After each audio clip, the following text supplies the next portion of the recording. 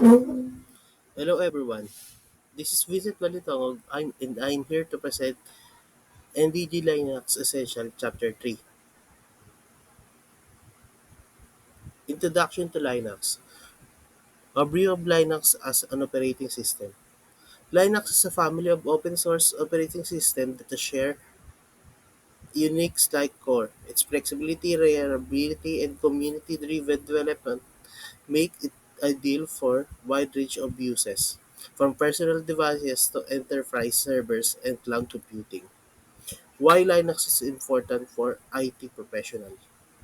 Most of the world web servers, cloud platforms, and development environments run in Linux, making it essential for system administration developers, cybersecurity experts to understand its use. Basic of shell concepts. The command line interface.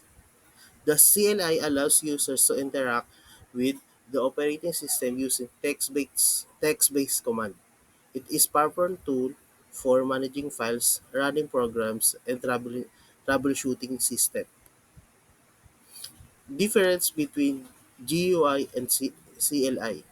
While the graphic user interface or GUIs offer ease of use through visual elements, the CLI provides more control and is more often faster for repetitive or complex tasks. Benefits of using CLI.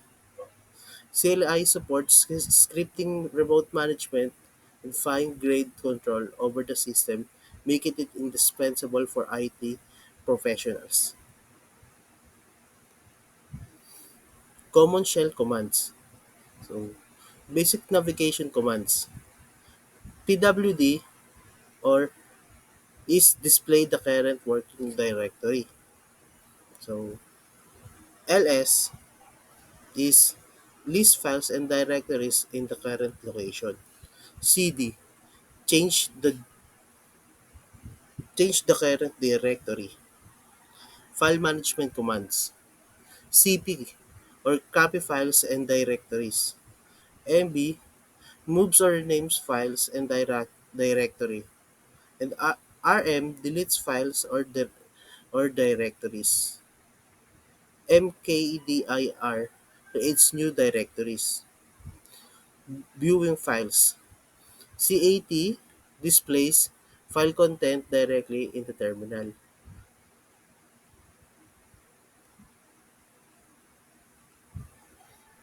Understanding files and directories. Linux directory structure. Linux is organized files hierarchically with a root directory. Common directory includes slash home, stores user-specific files, slash etc, used for logs and variable data. File naming convention in Linux. File names are case sensitive and can include spaces and special characters through best practices. Recommended avoiding spaces. Hidden files. Files beginning with a dot are hidden and typically store configuration for application or user environment.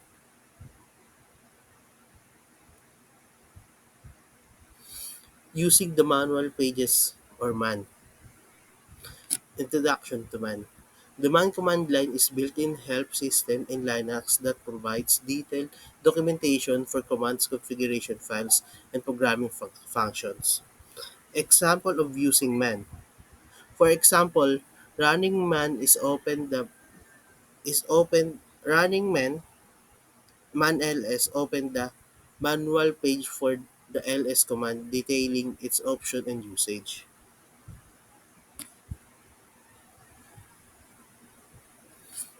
User management basics. Understanding users and group, Linux manages permission and security by associating users with groups. Each user can belong to one or more groups. Checking current user.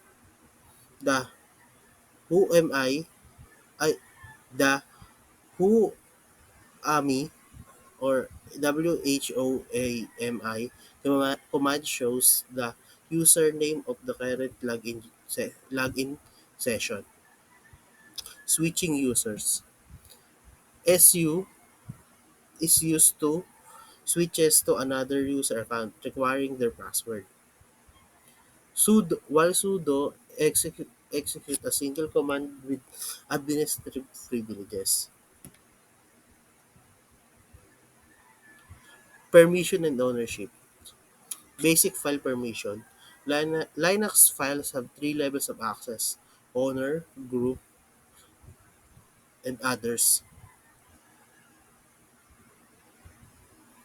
Permission are represented as read, R, the write or W, and X for execute. Changing permission. The the chmod command changes permission. For example, chmod 755 file gives the owner full permission and others read and execute rights. Viewing and modifying ownership. The chon command changes file ownership. For instance, chown users group file set a new owner and group for file. And for the question for the whole module is, what command is used in Linux to display the current working directory? So please put in the comments your answer. And that's all. Thank you.